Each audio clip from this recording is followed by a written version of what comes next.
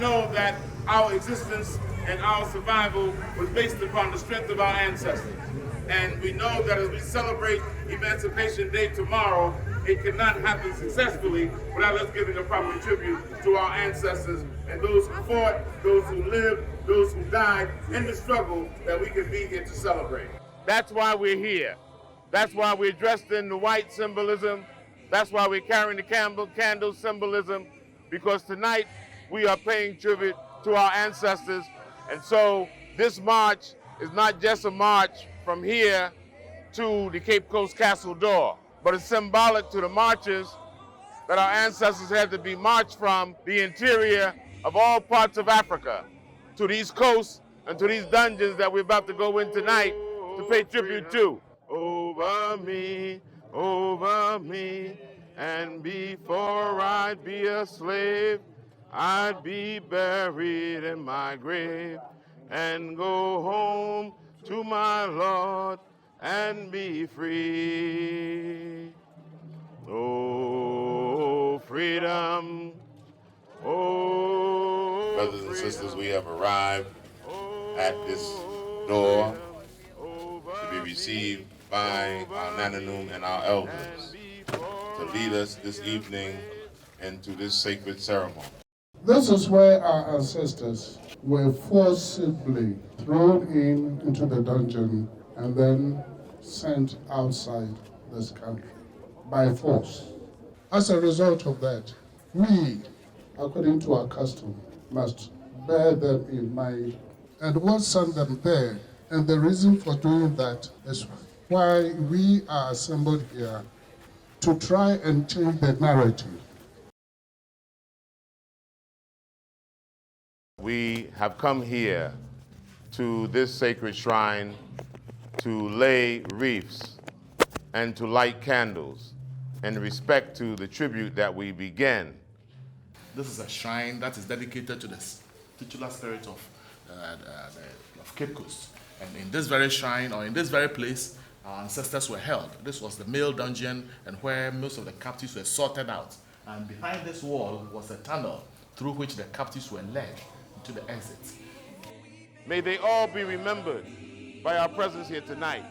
May they all be remembered by the flames that we've lit here tonight. May their memories be burned in our memory. May their names live on forever. Those whose names we remember, those whose names we've forgotten, may they be remembered tonight and know that we pay tribute to them and we respect their sacrifice.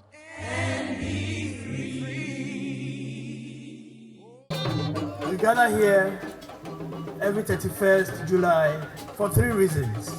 First, to pay homage and tribute to our ancestors. They fought with their blood. They showed us that we are a resilient lot.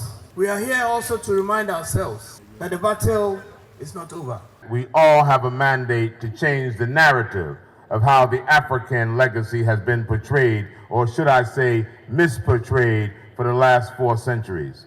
And part of changing the narrative is to be able to give important significance to the rituals that make our legacy sacred.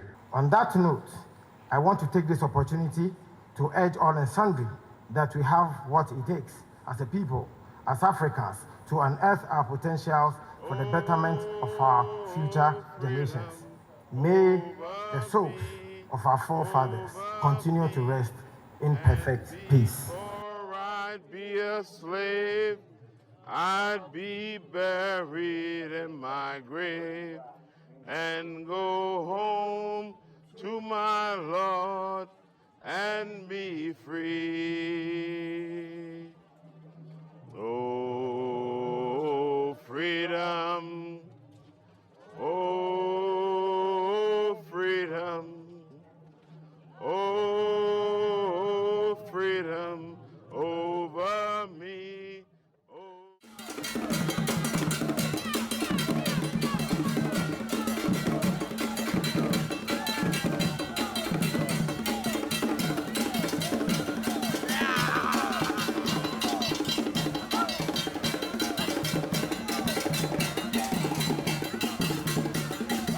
I welcome you to Assin Manson and to the reverential heritage site, popularly called Nonkonsio, where the last bath was given to our brothers and sisters who were sent into chattel slavery in the Americas and the Caribbean over 400 years ago. When do we truly begin to feel and be liberated? This has become my life's purpose with Birthright Africa, and I'm so grateful to have partners on the continent, because it is in recognizing and fostering the unity between the diaspora and the continent that the emancipation begins. And in particular with the young African diaspora, that we want to connect early to their heritage, so that by the time they're 40 and 50, they're investing here, they're living here. It's not their first time in Africa. We have over 27,000 young people of African descent in America that have registered with us, telling us they are seeking their birthright to Africa.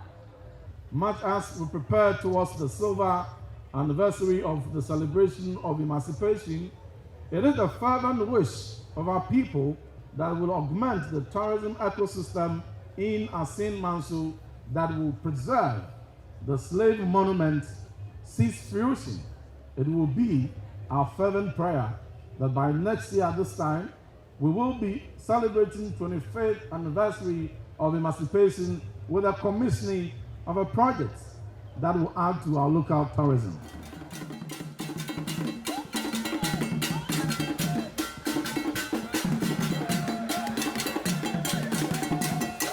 So the drum rendition is by the Emancipation Cultural Troupe. The residents cultural troupe for this facility.